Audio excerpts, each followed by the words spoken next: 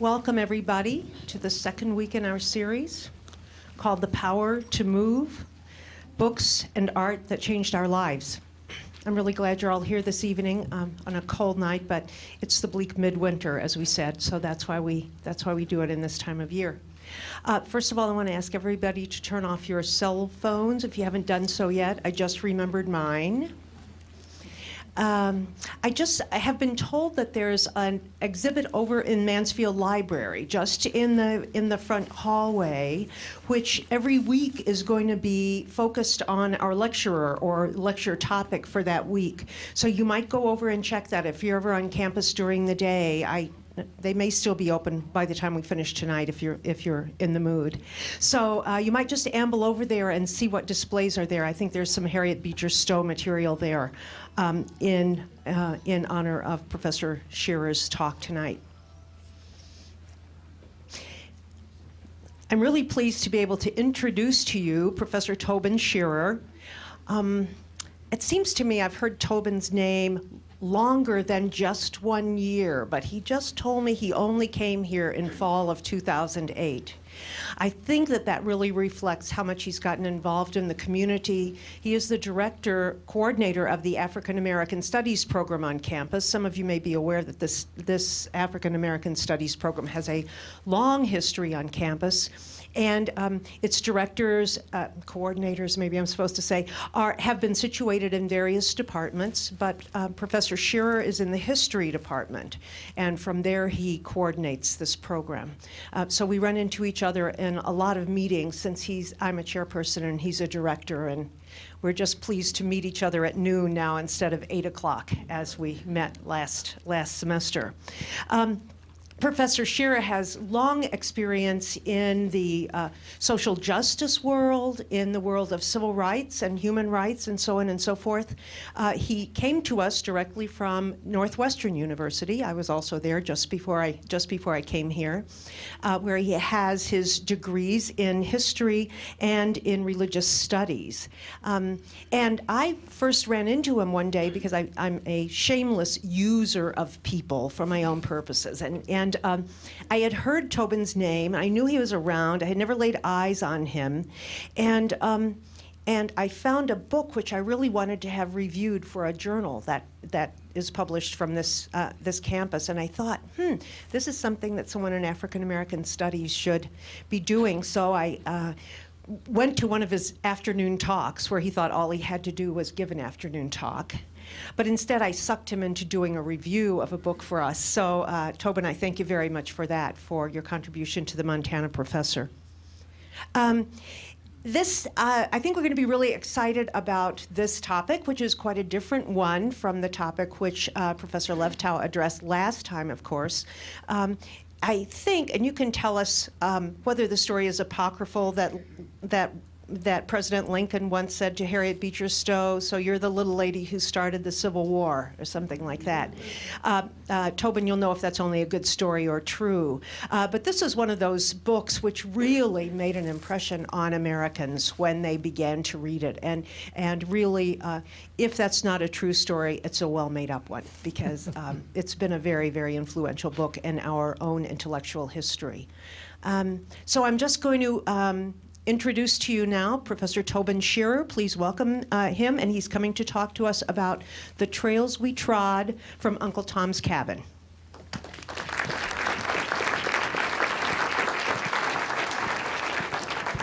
Thank you, Linda, for that generous introduction. It's a delight to be here with you this evening and to explore this particular topic, one that connects to our contemporary setting and also illuminates our past in many profound ways. So let's start. And we're going to start with the story of Frederick Douglass. We know Frederick Douglass as an active abolitionist, a publisher of his own newspaper, and in 1853 he could not have been more pleased. He had just returned home from a visit with Harriet Beecher Stowe, who at this point, by 1853, already had captured the attention of not only the nation, but the world. He was so excited about the discussions that he'd had with Mrs. Stowe about ways to improve and elevate the free people of color in the United States that he sat down and wrote a sonnet of praise, if you will, to this figure that he had just met. And he began to publish it then in his newspaper. He wrote, "Here was a woman of such deep insight into human character, melting pathos, keen and quiet wit, powers of argumentation, exalted sense of justice, and enlightened and comprehensive philosophy." He liked her. He didn't just like her, he liked the book that she had written. He wrote of it that it was so eminently displayed in the master book of the 19th century, an interesting term at a time in our country's history when master actually meant something. But he was at points challenged in his opinion of the master book of the 19th century by other African American leaders, most notably Martin R. Delany. Like Douglass, a publisher and editor, but also someone who would go on to fight in the Union Army and serve as a general there, and in his past had been a surgeon, a dentist, and an entrepreneur. He did not have the same opinion of Harriet Beecher Stowe or Uncle Tom's Cabin. And so he wrote back to Douglass and said that Harriet Beecher Stowe knows nothing about us, the free colored people of the United States. Neither does any other white person, and consequently can contrive no successful scheme for our elevation. It must be done by ourselves. Representative of early black nationalist thought, he went on to admit that he hadn't actually read the book. He'd only heard about it from his wife. But nonetheless, he was of the opinion that she had no sympathy for the African race at all. The two men never came to agreement in their opinions about Uncle Tom's Cabin. They carried their disagreement through their lives, and in so doing represented a divide both within the African American community and the country at large about the question of slavery, and particularly about Uncle Tom's Cabin. Ever the pragmatist, Frederick Douglass saw in the book the possibility of convincing and bringing converts over to the abolitionist cause because of the way it was written and the audience that it could reach. By contrast, Delany saw in the book both an opportunistic example of a white woman gaining financially yet again from the African American community by virtue of the success of the book that had been written about the African American race. He also objected to her promotion of colonization schemes to Liberia, which ironically later in life he ended up promoting himself, but at this time in 1853 he objected to without exception.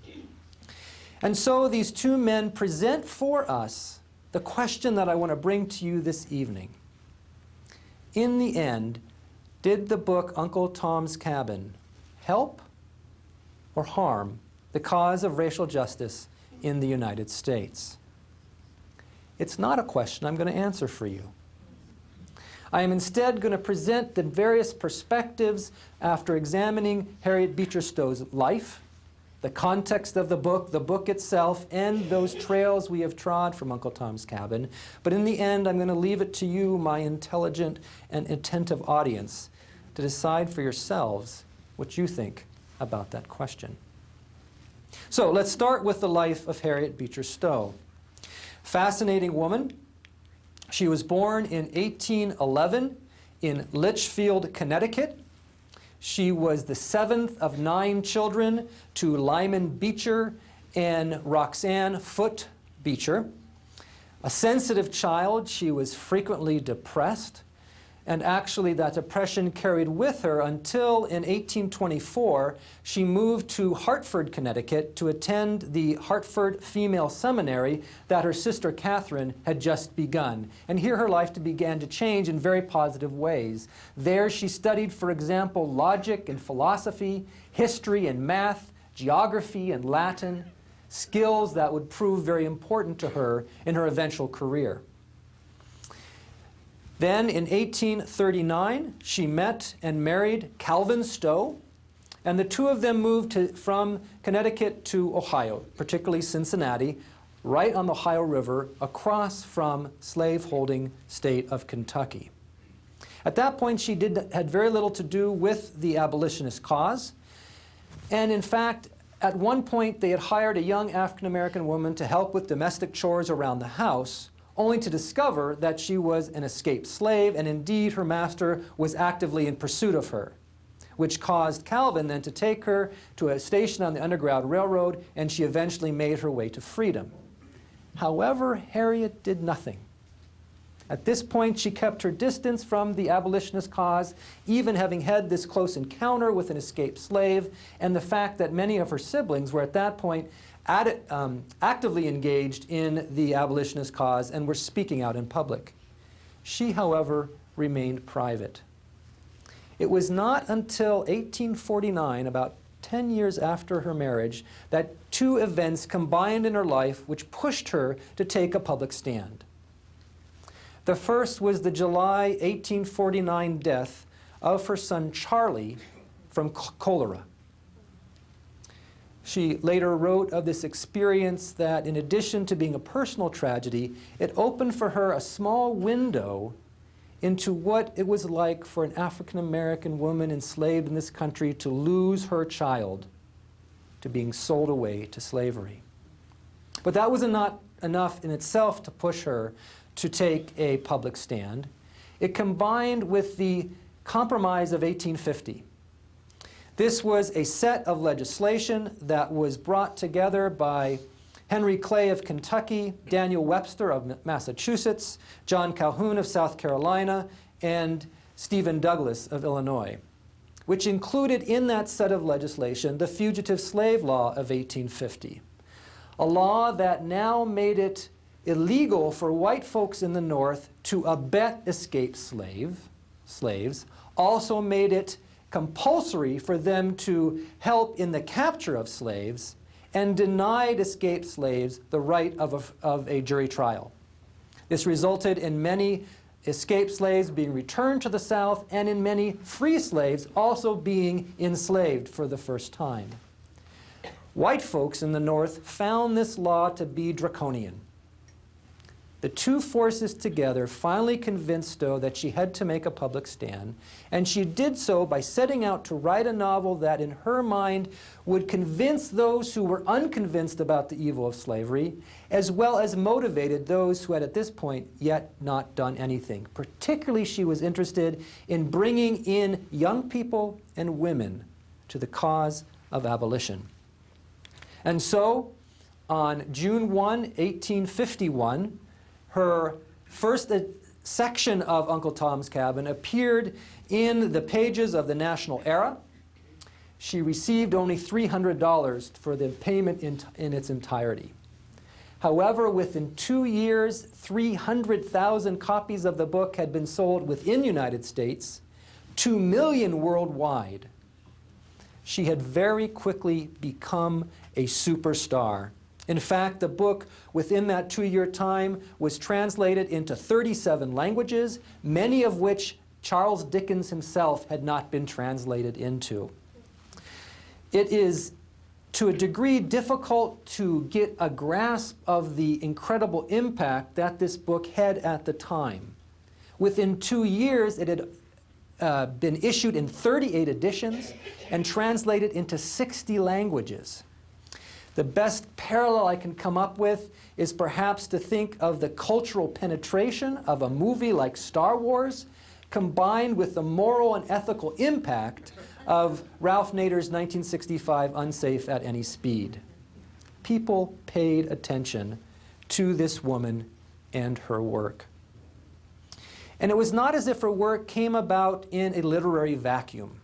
There were many other popular and successful authors whose works were also being promoted and receiving much attention at this time. People like William Makepeace Thackeray's book Vanity Fair, which made him independently wealthy. Someone like Henry Wadsworth Longfellow in his extended poem The Song of Hiawatha. And of course, we have satirist Mark Twain and Charles Dickens himself, who were also contemporaries of Stowe and were very critical of Uncle Tom's Cabin. Many of them felt that it didn't rise to the literary merit of their own works, but when push came to shove, they could not argue with her financial success.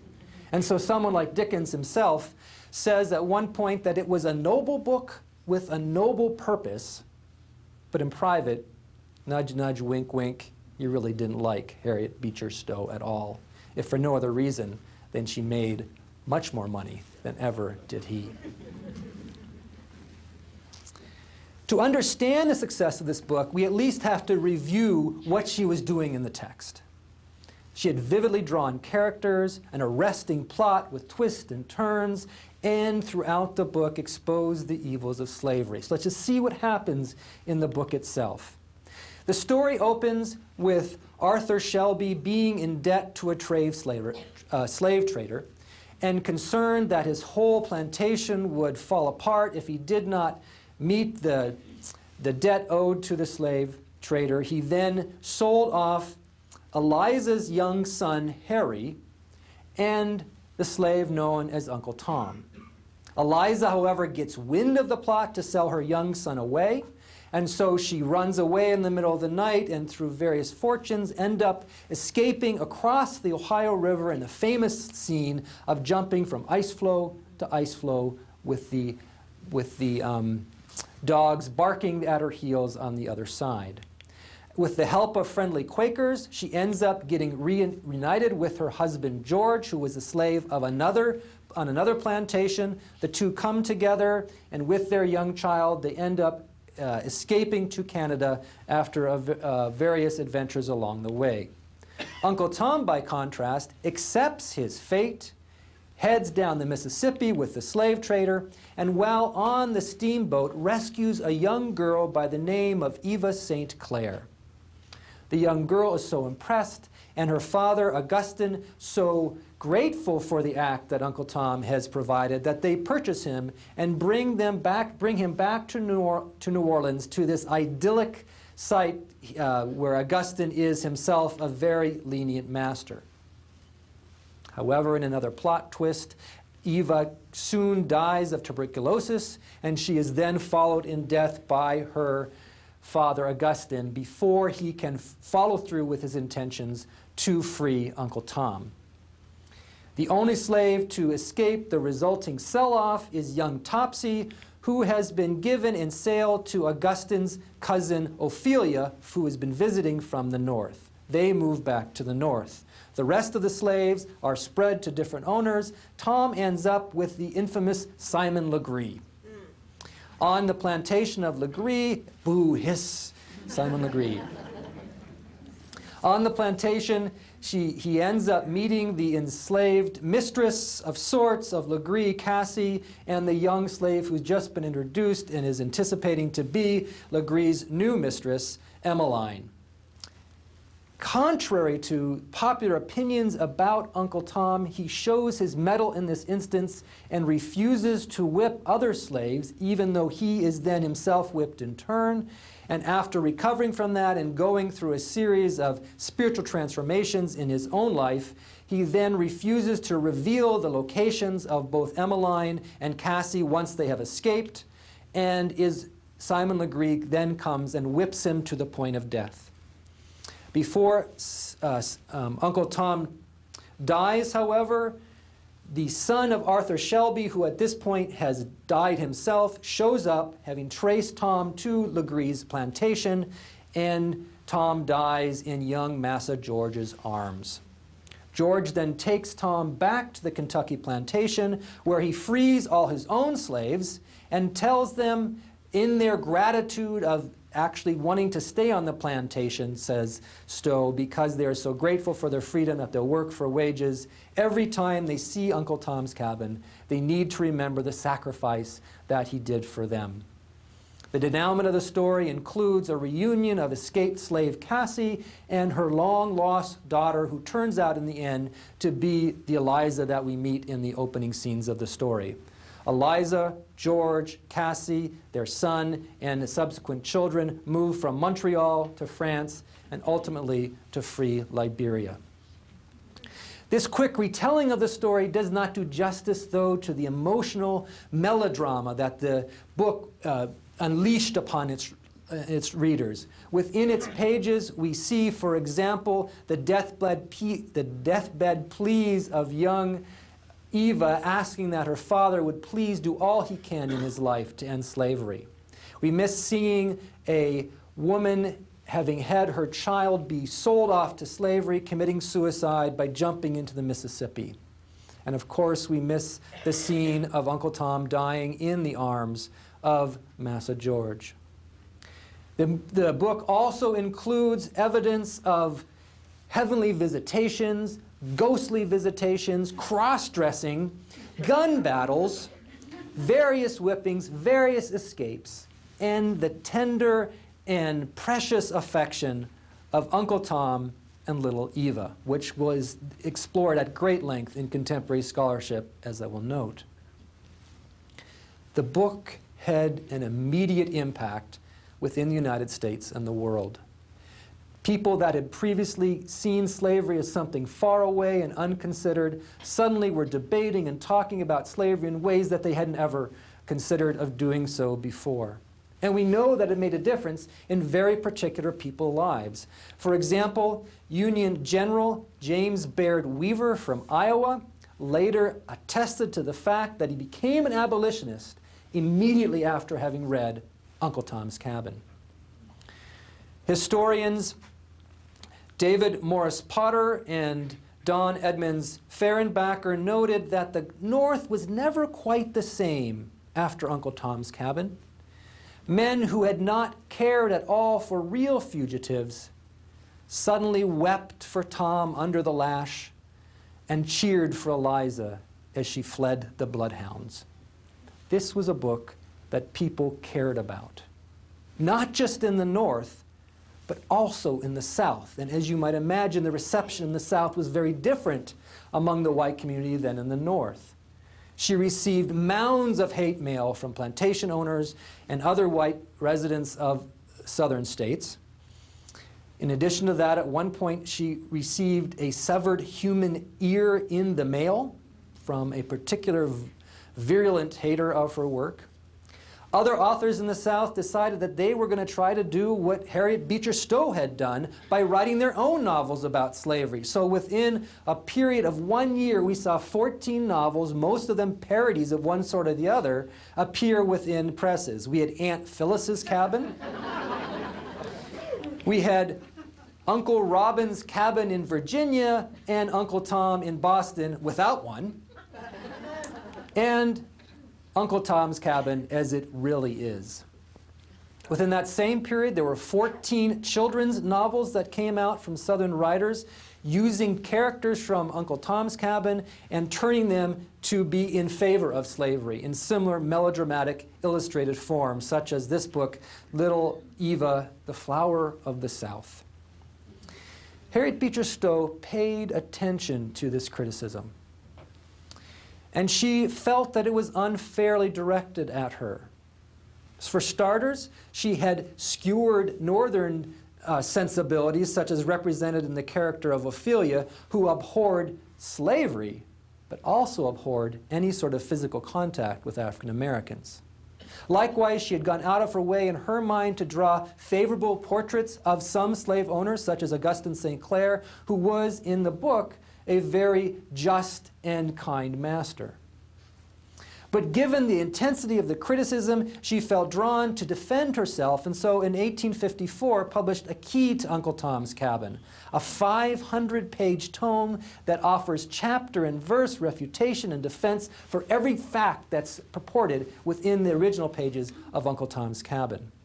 It differed from Uncle Tom's Cabin in both fact and tone, in that this was based entirely on written sources, whereas historians have since discovered she, at the time of writing Uncle Tom's Cabin, based it primarily on oral sources, and only afterwards went back to claim that she had these written sources while she was writing, when in fact she only read them after she had written. But nonetheless, she was pressed into a position of being all the more strident in her commitment to end slavery by any means possible. And indeed, the criticism she got from the South ended up being to her benefit, but in very particular ways. Because we also have to note that at that time, there were other texts that were giving the same evidence in not a fictional form, but in factual form about the same experience of slavery. The primary difference being that her text was written by a white woman. These other texts were written by African Americans. 1845, Frederick Douglass's narrative of his life in slavery appears prior to Uncle Tom's Cabin. Josiah Henson, 1849, prior to Uncle Tom's Cabin, addressing his experience. In fact, Harriet Beecher Stowe later on admitted that she had based the character of Uncle Tom on Reverend Josiah Henson. And today you can visit his real Uncle Tom's Cabin in Dresden, Ontario, a major tourist attraction. 1850, a year before Uncle Tom's Cabin, Henry Bibb also wrote with the same sort of pathos and detail and indictment of slavery as did Harriet Beecher Stowe. But the South didn't take those books seriously. They weren't threatened by those books. They were threatened by books that were written by a white woman. And unfortunately, this is a pattern we have seen too often replicated at other points in the history of the United States. We could talk about, for example, in 1861, John Howard Griffin's Black Like Me, which got far more attention at the time than did other texts written about the experience of racism by African Americans. And in contemporary settings, the work of Tim Weiss, again, as he attests to realities of race in this country, is often listened to in ways that African Americans are not.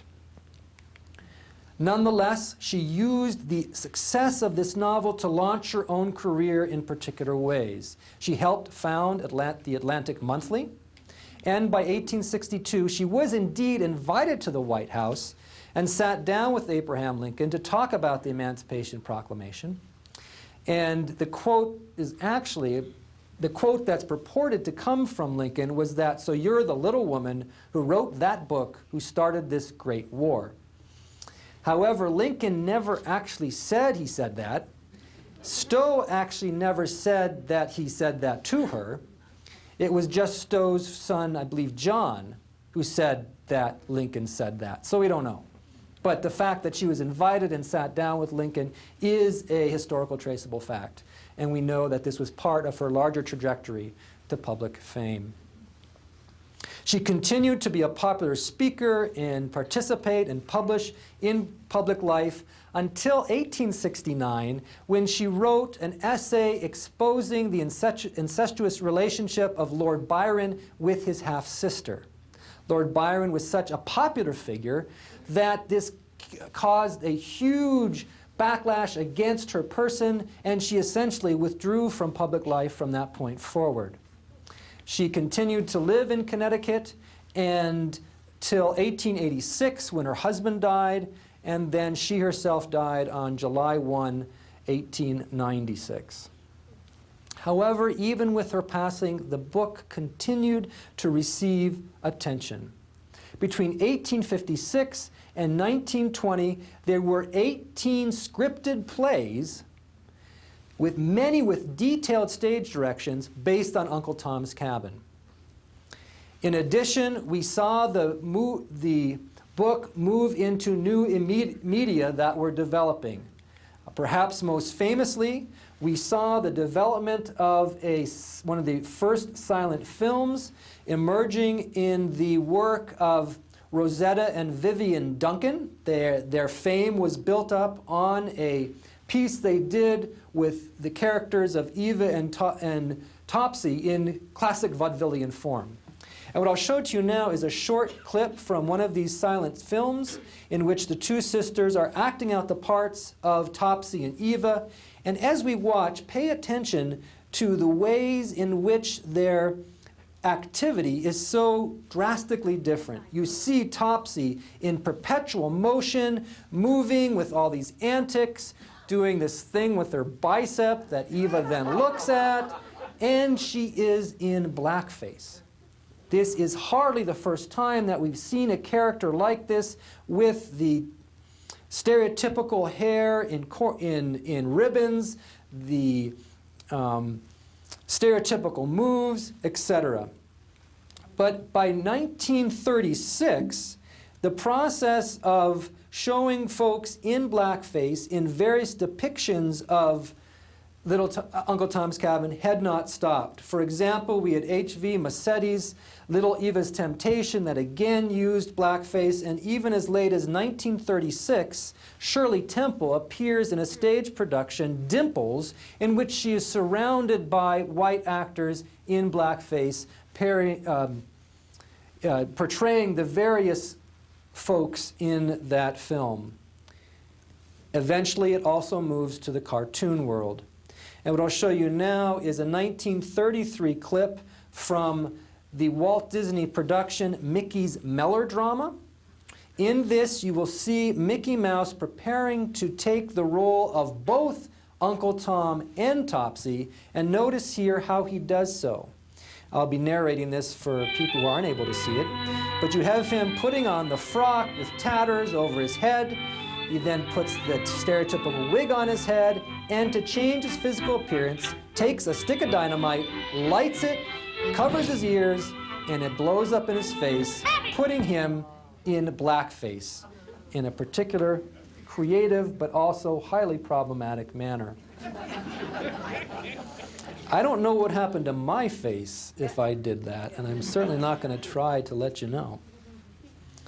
So from this period, we have not only the evidence of this kind of stereotypical behavior, but it continued to expand and gain more traction in many different forms, in plays, in books, in musical scores, in other film productions. In fact, we note that within the next quarter century, we had seen literally dozens of productions in every possible form of media that existed at the time. By 1949, the public's attention again returns to Uncle Tom's Cabin. This year, James Baldwin writes an essay entitled Everybody's Protest Novel.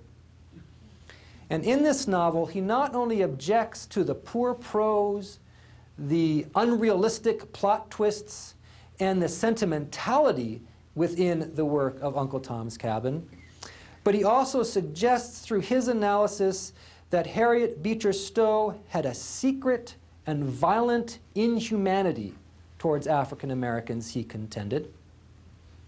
Ironically, in 2007, Henry Louis Gates Jr. returns to analysis of Baldwin's work and finds within it the same patterns of sentimentality, poor prose, and unexpected plot twists that James Baldwin was so angry about.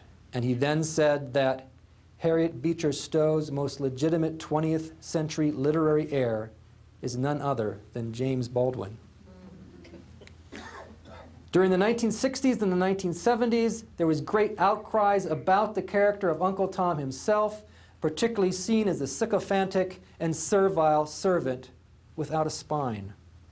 However, the attention continued to have a bit of a renaissance by the early part of the 21st century, where we saw scholars examining the huge body of secondary literature, issues of food and family, examining the cultural and social and political implications of the book as we are tonight, but also examining the psychosexual relationships between Uncle Tom and Little Eva. The book continued to receive attention. In fact, by 2007, there had been 600 editions of the book worldwide, including 17 editions in Hebrew alone. It continued to have unending and enduring attraction. But what are the trails that we have trod from this book? Well, I want to articulate two, the two that I start out with. Those who have examined the book and analyzed it in the tradition of Delaney and in the tradition of Douglas. We'll start with Delaney. Those in the tradition of Martin Delaney begin by noticing that the book traffics in racial stereotypes. Just some for instances here. For example, at one point, Stowe is describing a scene in a bar.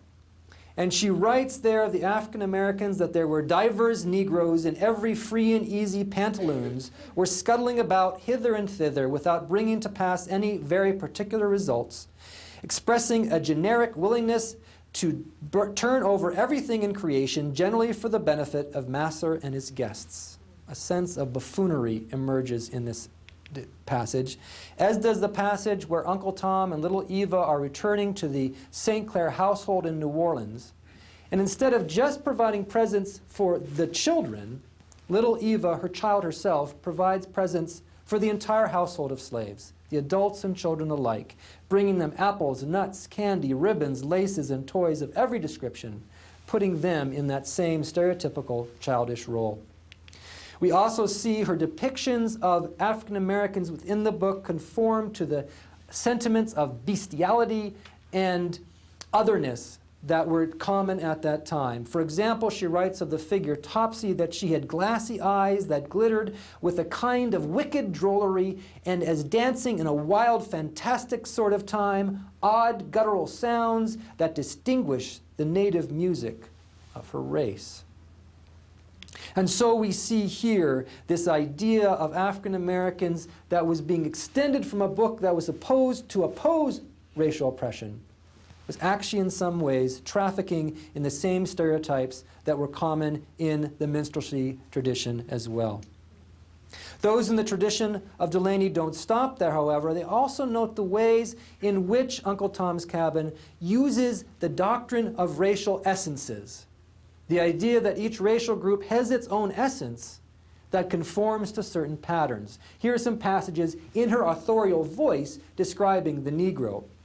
The Negro, it must be remembered, is an exotic of the most gorgeous and superb countries of the world, and he has passion for all this in splendid, rich, and fanciful, a passion which, rudely indulged by an untrained taste, draws on them the ridicule of the more correct white race. We see also comments about that African Americans are not naturally daring and enterprising, but timid and homebound, that are a soft and irrepressible race, and that they have a gentleness, a docility of heart, and a simplicity of affection. Now, these descriptions in the authorial voice were different from those that are coming from characters that we as readers are meant to abhor. Someone like Marie St. Clair, Augustine St. Clair's wife, who talked about African Americans as if they were, in her own words, nothing but grown-up children, and she said of them that they were a provoking, stupid, careless, unreasonable, childish, ungrateful set of wretches. We are supposed, as readers, to ignore the comments of Marie St. Clair, but we're supposed to listen to the racial essences of the author's voice. And we need to note that at that same time, there were written and oral sources available to Harriet Beecher Stowe who countered those ideas, as historian Mia Bay has pointed out, that here were African Americans who were saying, that's not us. Stowe chose to ignore those sources. We would also note, as critics in the Delaney tradition have said themselves, that often the white characters in the novel are shown to be those that are freeing African Americans, whether it's the saintly Quakers, the kind farmers, the committed citizens who are going out and rescuing the slaves themselves, rather than the slaves doing that activity on their own part. There also are objections in the Delaney tradition to the ways in which those few African Americans who are not being stereotyped in traditional fashions are seen to be so incredible that they're almost superhuman. We have George, who is able to invent with ease various labor-saving devices. We have Aunt Chloe, Uncle Tom's wife, who makes the most amazing cornbread out of virtually nothing, confections that your mouth water over. Or you see the incredible faith and sustenance of an Uncle Tom under the whip, that faith being offered without rancor towards Legree in such a way that he is able to convert slaves on the Legree plantation left and right. This in contrast to Stowe's final statement about the African American community, that they are indeed an ignorant, inexperienced, half-barbarized race that need white education and uplift. Again, it turns to the agency of the white folk not African Americans. And so we notice the absence of any attention to the traditions of African American revolt in this text. We see escape, we see cooperation, but we don't remember, for example, the 1800 rebellion of Gabriel Prosser, the 1822 Denmark-Vesey revolt, or the 1831 Nat Turner revolt in Virginia. The only mention we get of revolt of any kind is in a discussion between Augustin St. Clair and his brother Alfred over whether African Americans would actually ever revolt, as had Haiti between 1791 and 1804. And their comment in this setting is that the only ones who have a chance of revolting are the sons of white fathers. In other words, those slaves who are born in most instances of the rape of African American by white men. And they claim that indeed it is those slaves, those mulattoes or half-breeds, who will raise and rise their mother's race. We don't even see the possibility of that coming from within the African American community. By contrast, those in the tradition of Douglass paint a very different picture of this novel. They first of all note that in her work, Harriet Beecher Stowe was able to equally indict the North and the South. We've already referred to the indictment of Ophelia. At other points in the work, she also indicts those northern investors who refuse to move their money even when they know it's invested in companies who engage in the traffic of human beings. At one point in the novel, she says, "You farmers from Massachusetts and New Hampshire, from Connecticut and Vermont, leave the warmth of your winter fires and go out and oppose slavery." Douglass celebrates that kind of bringing together the responsibility for slavery in both the North and the South. Those in the tradition of Douglass also note that her use of melodrama and emotion was effective.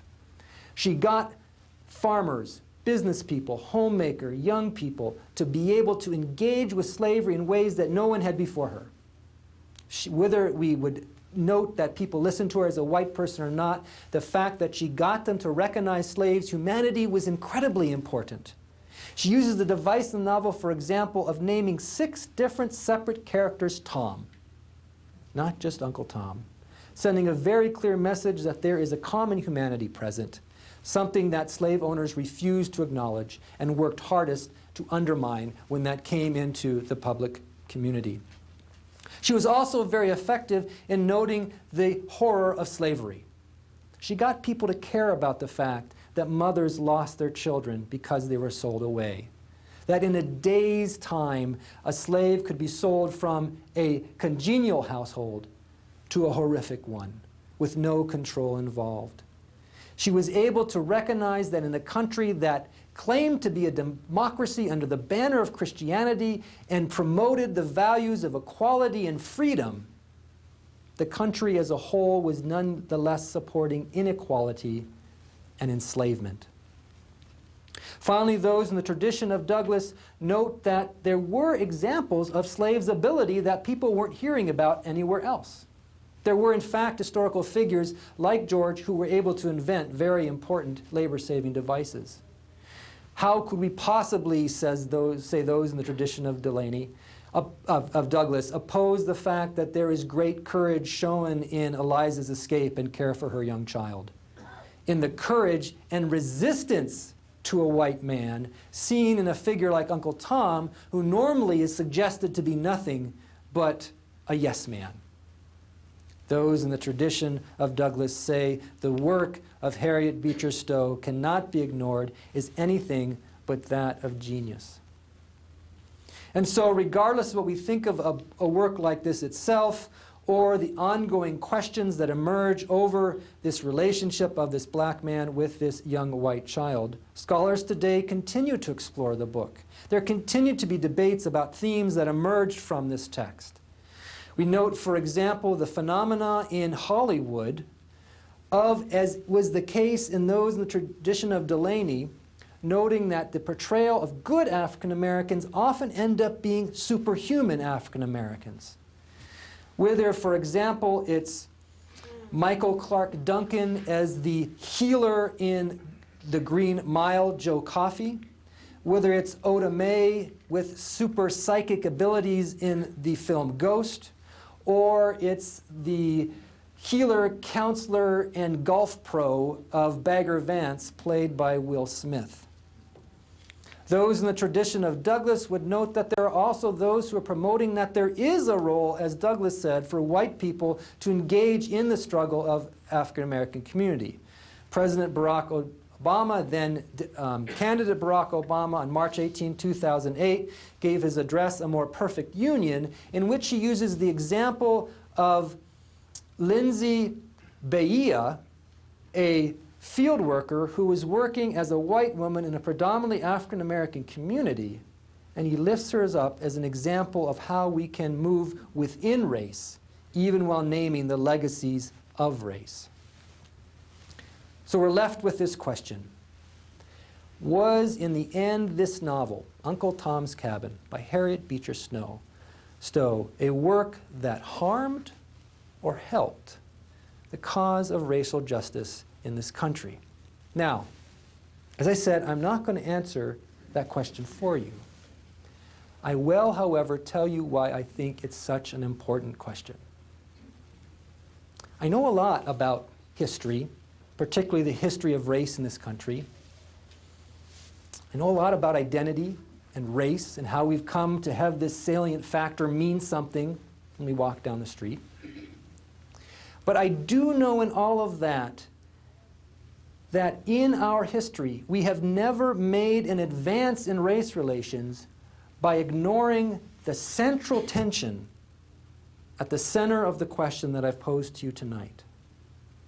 In our history, we have never made advance by ignoring the difference between those who pay attention primarily to the individual dynamics, the relationships that are present in everything I've told you about those in the tradition of Douglass,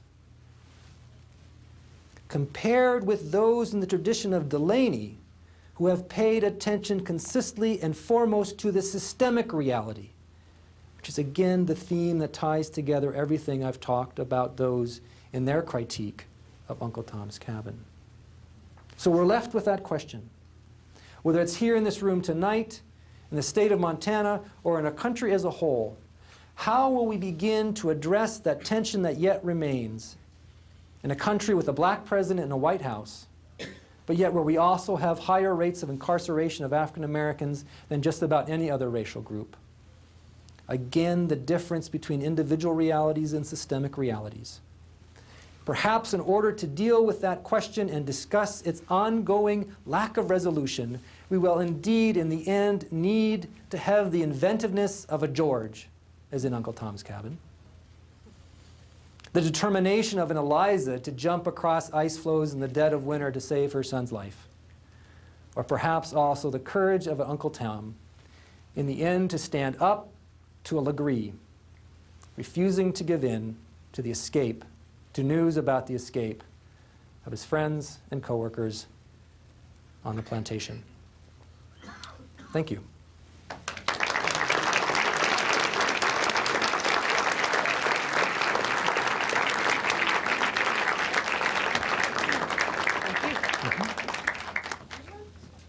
Sure. Right here. Wait for the mic, please. This isn't a question really, but it's a remark that about something that happened recently with William Henry. Is it William Henry Gates? Am I getting it? It's Henry Louis Louis Henry Gates. Gates. And the policeman who arrested him for trying to break into his own home in Cambridge. And so we're still taking the word of the white man over the black person, it seems to me.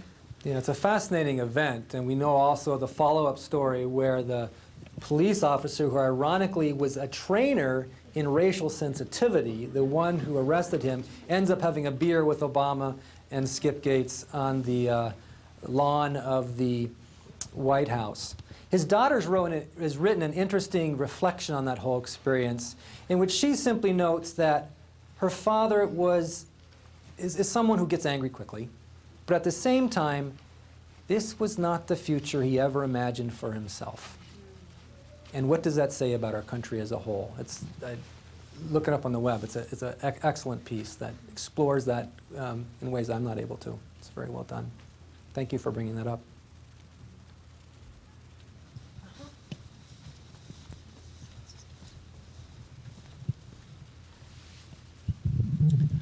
I've heard people say that our current situation and the reaction of the teabag people, et cetera, that it's all about race, or it's really all about the bad economy. What do you think? Well, my first response is that binaries are usually a sign that someone isn't doing deep enough thinking. If we only have an either or choice, we're ignoring something. My guess is that's the case here as well. I'm convinced, given my study of history, that one can never ignore the reality of race in any situation. Our socialization, our enculturation, and the way identities work in this country are always about power and privilege. That's got to be brought into the conversation.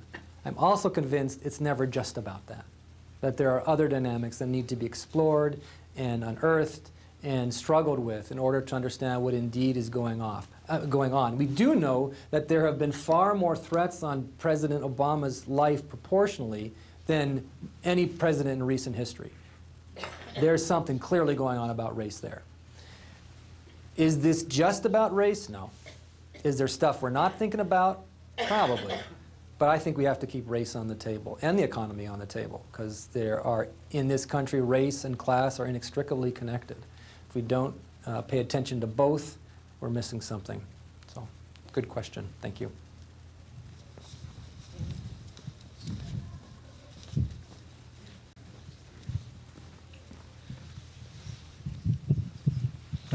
Tobin, first I wanted to say that was a magnificent talk. It was really, really very impressive, and a little scary to have to be the one who follows you next week.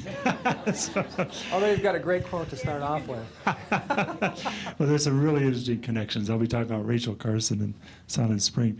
I was really struck with the way you framed it with Delaney and Frederick Douglass, and reminded me of more than 100 years later, Malcolm X and Martin Luther King as representing the black nationalist tradition with Malcolm X and the integration, the beloved community tradition with Martin Luther King. And my teacher, James Cone, who's a black liberation theologian who's written a book called Malcolm, Martin, and America, explores that.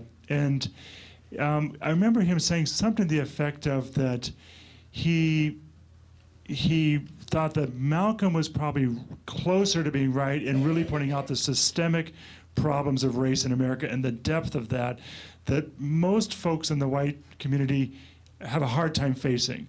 But that in some ways Martin Luther King was more effective in actually getting white folks to have to take seriously the movement with the civil rights movement in ways that Malcolm X wasn't as able to tap into. And so I think Professor Cohn's argument was we just had to have both of those dimensions constantly in tension with each other, constantly being pushed to look deeper and deeper at the systemic issues that have been there since long before the founding of the nation, but also then moving to the possibilities of that there can actually be change at the individual level, that human relationships can change. And I just wondered if you could comment a little bit about how you see that dynamic playing out in our own time today, if that's an appropriate analysis, a similar thing to the heritage of Uncle Tom's Cabin, or if you see things different today.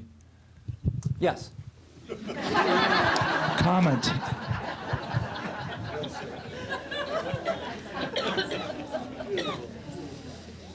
The civil rights movement is often framed in the way Cohn describes it. On the one hand, we have the pole of Malcolm X. On the other hand, we have the pole of Martin Luther King Jr., and never the twain shall meet. One of the things Cohn's has done brilliantly in the text to refer to is recognize the way in which the two men were moving ever closer together in their positions before their respective untimely deaths in 65 and 68. We don't know where they would have been if either one would have lived 5 years longer.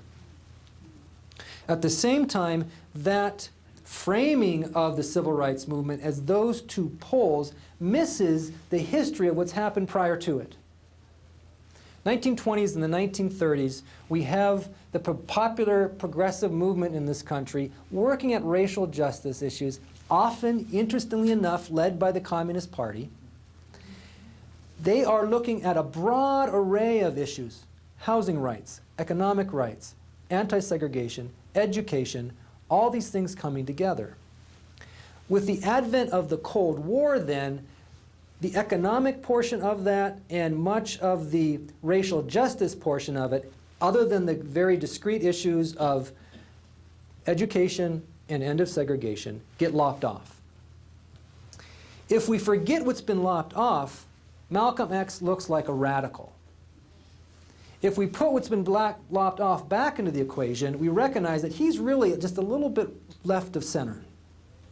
And there's this whole wing that has been shut down, silenced, and totally written off within the tradition of the civil rights movement. So that's part of my answer to your question. We have to remember what has happened previously to understand what's going forward. And I think that's also something that I have not brought into the lecture here, to notice the ways in which even Delaney himself was really only left of center to a degree. He wasn't taking up arms or advocating taking up arms in the way that Nat Turner or Denmark Vesey or Gabriel Prosser did. And neither was he the sort of advocate of clear patterns of segregation that we see in a figure like Marcus Garvey in the 1920s. So if we put those multiple contexts together, we say it, so the short answer is yeah, you're right. There are direct parallels, but we have to be careful that we don't define the breadth of the topic by those parallels alone. We have to put it in the larger context.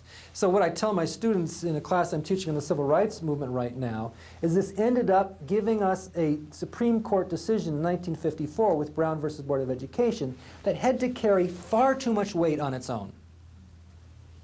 Because we forget about the decision in 48 of the Kramer decision, which ended legalized segregation. We forget about other legal decisions that had built up to that and came after it, which were also working at this broader array of issues. They get left behind, get left out of the history, and the time got left out of the political discussion. So part of what I'm wanting to do tonight is to recognize that not only the civil rights movement in a broader context, but the book Uncle Tom's Cabin was in a broader context as well. So you probably would have wished I would have stopped with yes. But that's more, there's more there.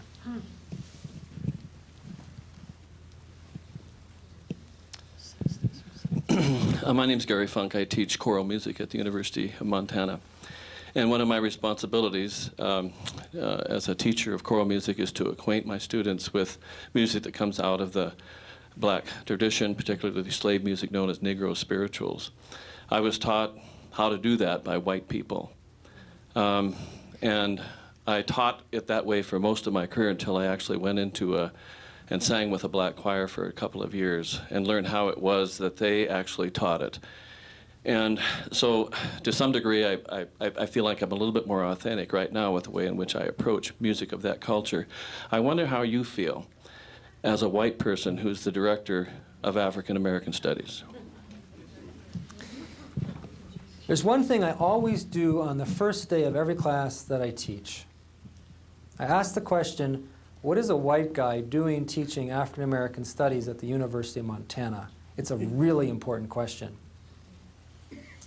Before I took this job, I spent a lot of time talking with my colleagues within the African American community and more broadly about whether I should, in fact, accept it. I'd spent the previous 15 years working in a variety of racial justice struggles. The last 9 of them, I co-founded and directed a national anti-racism training collective known as Damascus Road within the Mennonite family of circles that goes on today.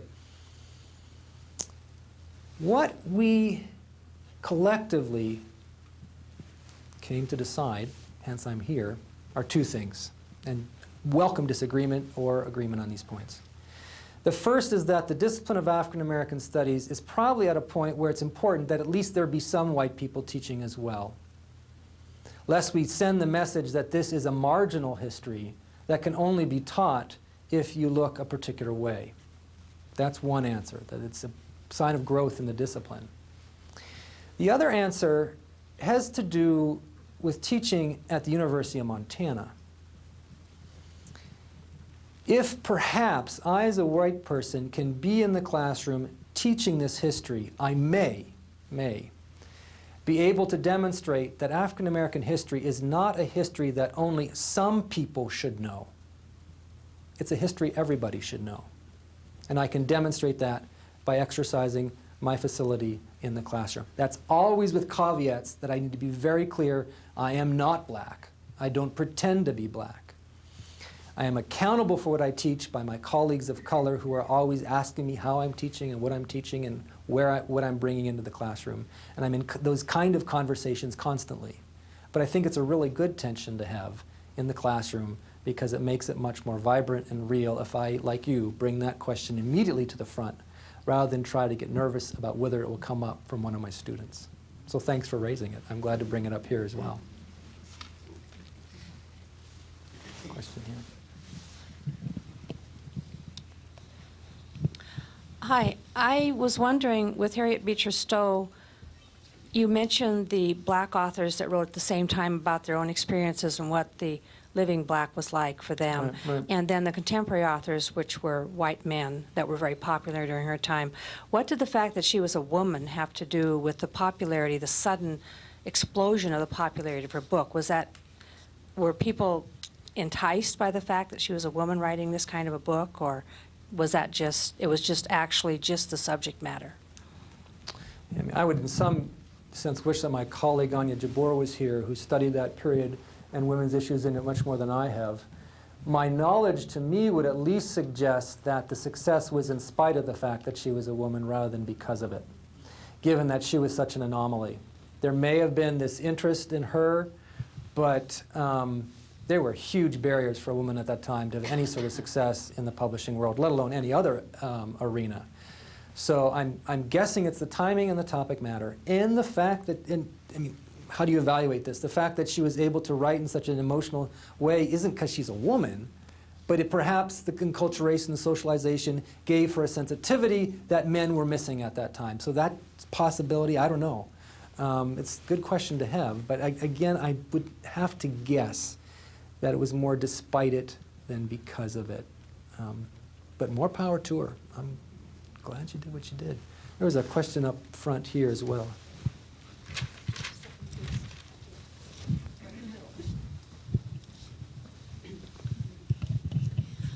I'm thinking back to, do you remember the movie Guess Who's Coming to Dinner with Spencer Tracy? I have studied the movie. To say that I remember it would not be entirely accurate. But yes, I'm familiar with it. Well, I think that was in the 60s or 70s, is that right? Mm-hmm.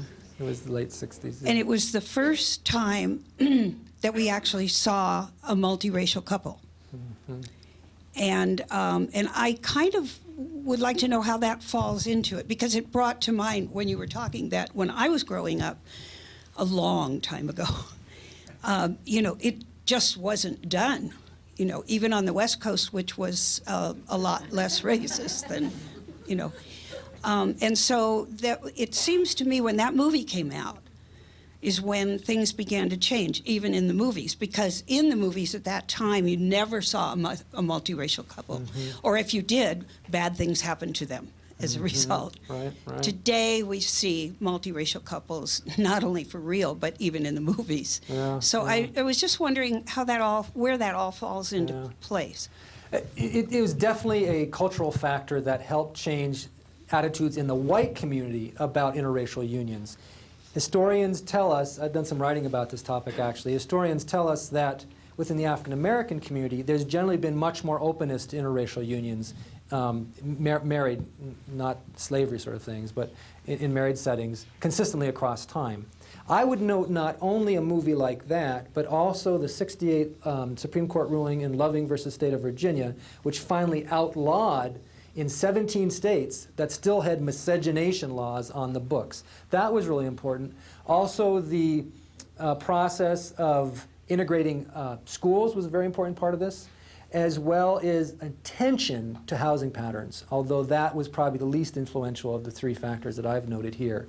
And then with those demographic things changing, we also saw the social changes following suit within that. I mean, just a side note, miscegenation as a word to describe this actually emerged in the period I'm talking about here, where a Southern writer made up the term to try to oppose the Emancipation Proclamation, because he said, if you free the slaves, there's going to be all these couples coming together, and it's going to be the debasement of the white race. This ties in the eugenics movement in the late 19th, early 20th century, and it's only through the persistence of many very brave couples who are willing to meet and come together across those lines that we eventually see this becoming much more socially accepted. Although I would note some contemporary studies have suggested that the experience of interracial couples continues to be socially awkward in many parts of the country today. We're not totally past that. We have evidence to show that as well. But it's those factors coming together, and the cultural component is definitely one of them. Yeah, for sure. Could you tell us if Huckleberry Finn, did Huckleberry Finn precede or was it after Uncle Tom's Cabin, or did they influence each other, those two works? I mean, I have not run across any references to them being mutually influential. I think that came about after, and I'd welcome correction on that, but I think that's the case. Yeah, so I really don't know more than that. I'm sorry, I'm not seeing, who am I talking to? Where did okay, there's the question.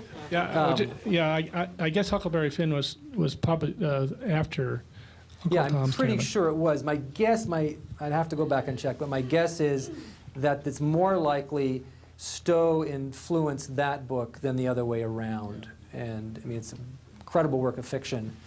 Also problems there. We could do the same sort of analysis of Huckleberry Finn that we did of Uncle Tom's Cabin and come at similar places for similar reasons. Sorry I don't have that at my fingertips. I've got one little teensy question and kind of a perception maybe at the same time. I think there's pretty good evidence that we all start out black, and Africa and evolution led us around the world from that common starting point. And somewhere along the line, we became very good at using and abusing everybody that was different than we are. And I don't think it applies to just black people. I'm sure that everybody in this room tonight's here because they're interested in the issue, but I have a feeling there's a disconnect between our good intentions and maybe the fact that we're genetically hardwired to eliminate anybody who isn't the same as we are. Current issue of Smithsonian and Scientific American have articles on Neanderthal and how we may have pushed them out. Also brought up the question of maybe cloning them, but maybe we're just good at getting rid of other primates that could speak, so eliminate the competition. Got rid of Neanderthal because they crowded us too close. Are we seeing the tip of the iceberg with current racial issues, not only blacks, American Indians, anybody different than we are for that matter? Say more about what you mean by tip of the iceberg. I'm not quite catching. Well, I mean, we've eliminated maybe apes that could speak. We've eliminated Neanderthal, several other subspecies of humans, and now we're left alone. All we really can pick on are other races who are just variations of Homo sapiens. Oh, gosh. Are we hardwired? That's. And so with the best of our intentions, how do you change that we might be genetically programmed to pick on anybody who's shorter, fatter, slower, dumber, different color? Well, I've got older? about 3 lectures I could give in response to that question. There's a lecture on the formation of race and how that's a political construct that's applied over time, on the formation of race as a biological phenomena and how that's been articulated over time, and how much of it is a European phenomena as we look out at the world around us, and on the whole idea of alterity, a philosophical term that refers to the defining of the other. I won't give you those 3 lectures, but I would argue as primarily a social and a cultural historian that I think we would have to look first to factors of social relations before we would bring in the idea of some sort of DNA genetic code that's defining the necessity of destroying the other. I think we have plenty of evidence that shows we're really good at doing it over time, but we also have some evidence of folks who have come together across racial lines that I'm familiar with, for example, and found a way to create sustained community. Let's see, an example that I can give you. For example, here's an advertisement. I have a new book coming out from Johns Hopkins Press this year called Daily Demonstrators, the Civil Rights Movement in Mennonite Homes and Sanctuaries. In that book, I argue that there was a parallel process of change inside sanctuaries and living rooms that we've ignored because of the drama of the streets and sidewalks. One of the groups I visit is a number of integrated congregations. You may have remembered the quote from Martin Luther King Jr. who said that Sunday morning at 11 o'clock is the most segregated hour in this country. He wasn't entirely right when he said that. I think it was 62 that this came out in a book he wrote. There were many congregations, and some of which I've studied, that were coming together across racial lines every Sunday. Two congregations I pick up and study in the book. One's Community Mennonite, the other is Woodlawn Mennonite in the south side of Chicago. Dealt with over time congregations that had moved from being all white in one instance to, from their beginning, somewhat integrated, to balanced congregation, and in the instance of Community Mennonite, have sustained that over 4.5 decades now. I was just visiting the one congregation last Sunday. I was speaking in Chicago and spent time with them. And at this point, the congregation's about 50% white and black. African-American woman as the pastor, a white woman as the associate, and that congregation continues to plod along. So we have evidence that it's possible. It's not just within the faith community that we have evidence. We have evidence of labor unions that Robin Kelly has given us evidence of and articulated the history of coming together in, I believe it's in Georgia, coal mines to come together and form interracial unions. The Wobblies were interracial in many instances. So we have counter evidence to the idea of hard. So I guess I'm saying no. That's the answer.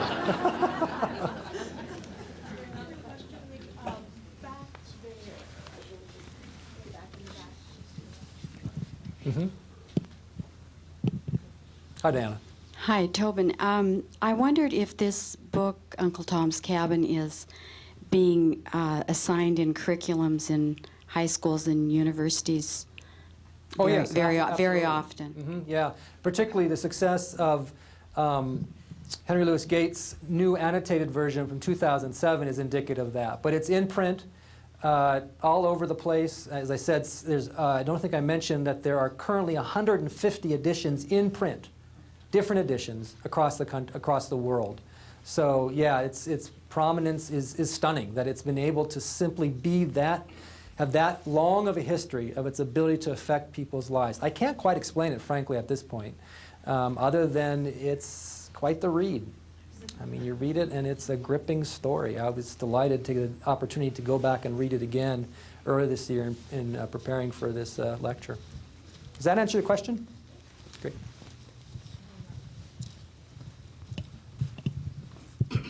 Could you elaborate on the spiritual effect of Stowe's writing, the heavenly visitations, and just the concept that God made man? What I was referring to in the heavenly visitations is this passage during Uncle Tom's enslavement on the Legree plantation, where he has this period of doubt and despair because he doesn't see his life of being any use. And then he has this vision of heaven that renews his spirit, the character's spirit, sustains him, and allows him then to have this incredible grace offered to Legree even as he is whipping him. So I'm not familiar with any particular theological treatments of that passage, but it would be consistent with the Christian tradition, which sees that as the ultimate sacrifice. And that's where some of the criticisms of the character of Uncle Tom come in seeing him primarily as someone who cooperated with the white community. But I would say they forget this passage, because here he's using that spiritual strength in order to refuse to cooperate with the racist system in which he's contained.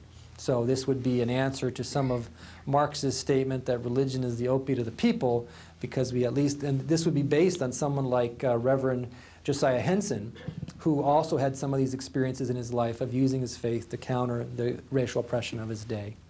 So, thank you. One more question? It's not a question. It's just it's a slightly globalized and more current, which is that just last Tuesday, I think it was, at the law school, there was a meeting, there was a panel discussion of the Flathead abolitionist movement. I don't know if you know that I'm not familiar with that that history. exists, and apparently there are more people being enslaved and trafficked internationally now on a global level than there were during the importation of Africans to the United States in the form of child sex slaves and women who are being enslaved. And just the fact that it's still with us, and that there is a movement of abolitionists still current, and even here right in Montana. Yeah. And if people are interested in that, I think if you just looked for Flathead abolitionists, you'd find them, and they'd probably love to be found. Yeah. One of the dangers of the study of the histories suggests that everything is past. But not everything is past. We have much of it with us today. Okay. One more question, maybe? Okay, well, shall we call it an evening and thank Professor Shearer here?